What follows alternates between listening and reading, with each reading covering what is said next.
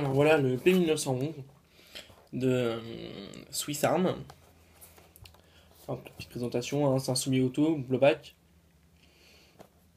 full metal, avec un chargeur, des bonbonnes de 12 grammes.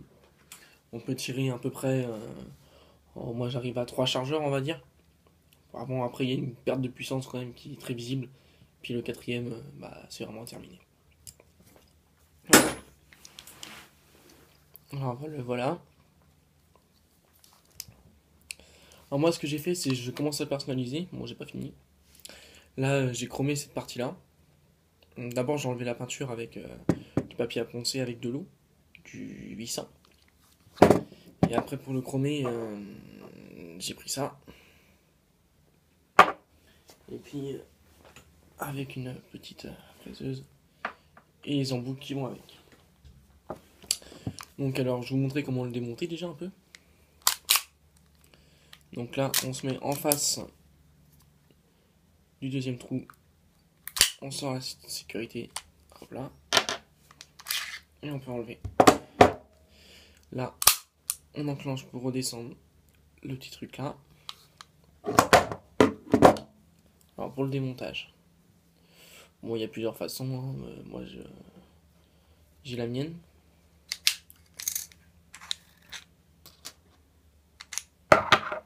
Voilà, hein, assez simple, rapide. Paf, c'est démonté. Bon, cette partie-là n'a jamais été touchée. Alors, l'utilité de démonter, c'est qu'il faut bien le lubrifier. Moi, je le lubrifie avant et après chaque utilisation, pour pas avoir de soucis. Donc voilà. Ça, c'est le blowback. L'air comprimé arrive ici, le CO2.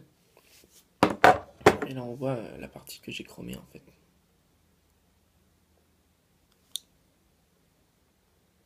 Voilà. Bon, un gars de l'usure, hein, normal. C'est pas trop grave. Il y a bien un sens où mettre le ressort. Il y a un sens où ça va nager. L'autre non. Quand vous le remontez. Voilà. Après, pas forcer. Ça rentre à peu près tout seul. Voilà. On reprend cette partie-là.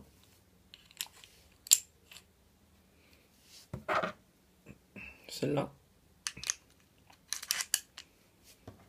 Donc sur celle-là, il y a le ressort et deux petites rondelles. D'abord en caoutchouc et celle en métal pour amortir.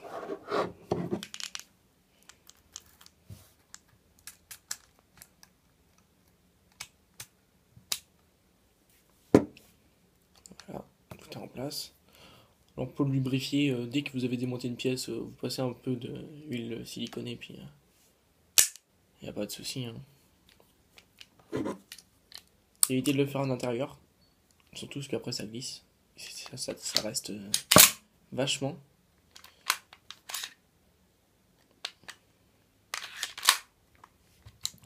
Pour le remettre, on remet le deuxième petit trou là, on voit en face du row, la sécurité à l'intérieur, on retourne en face, on enfonce, on lâche.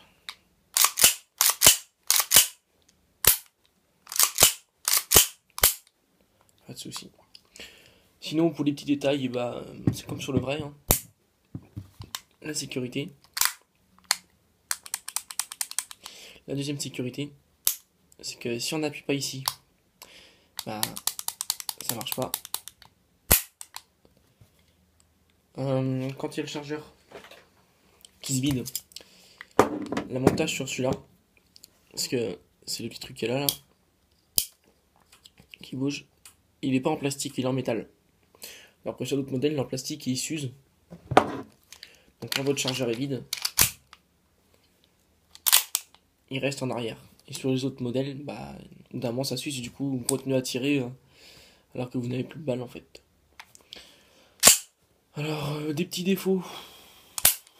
Il y en a un en particulier, c'est souvent les ratés de chargeur quand on tire. Donc quand on met le chargeur à l'intérieur, toujours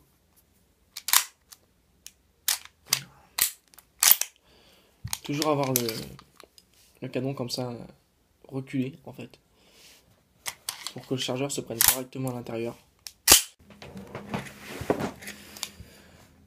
Alors voilà, si c'est mal pas mis correctement, comme je disais,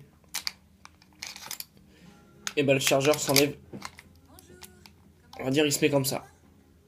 Alors du coup bah c'est mort. Il faut bien ne pas oublier de enlever la bille qui est restée à l'intérieur et puis la supprimer.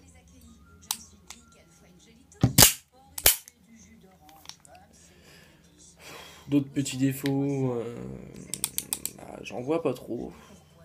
Très réaliste, assez lourd, quasiment 1 kg, 100 grammes à peu près de moins que le vrai. Pareil, on peut aussi l'armer directement comme ça, pas besoin de reculer la culasse. La sécurité, bon bah je crois que j'ai fait le tour, hein. À part le viseur qui est pas réglable, comme sur le vrai encore une fois. Le seul petit défaut à mon goût c'est que ça aurait pu mettre du bois, mais bon, on va pas trop se plaindre. C'est là c'est du plastique. Si vous voulez, vous pouvez toujours en acheter en bois sur internet, ça ira dessus. Parce que c'est vraiment comme le vrai modèle, hein, à l'échelle. Et puis bah voilà. Je pense qu'on a fait le tour. Moi le mien, je vais continuer à personnaliser le mien. Faites de même. Et voilà. Bonne continuation.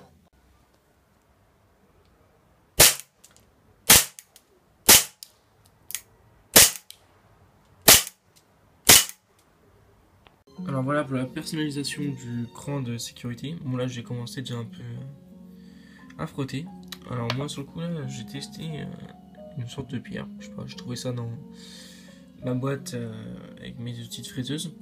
Donc je vais le poncer pour le moment avec ça, je trouve ça propre et puis après je passerai un petit coup de laine de fer avec de l'eau. Voilà.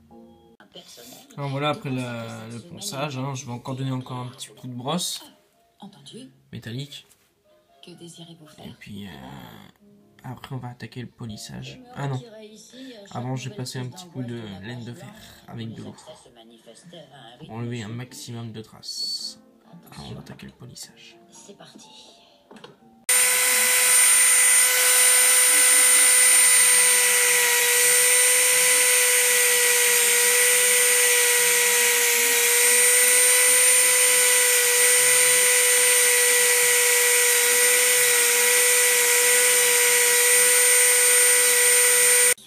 Bon voilà, donc encore un petit coup de polissage mais ça va se faire tranquillement.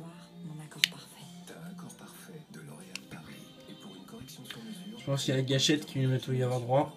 Et peut-être la sécurité. Et je vais voir pour le chien mais je pense pas pour le chien. Faut y réfléchir. J'hésite. Il manque encore un petit coup, hein. Il n'est pas encore aussi clair que celui-là. Ça va se continuer.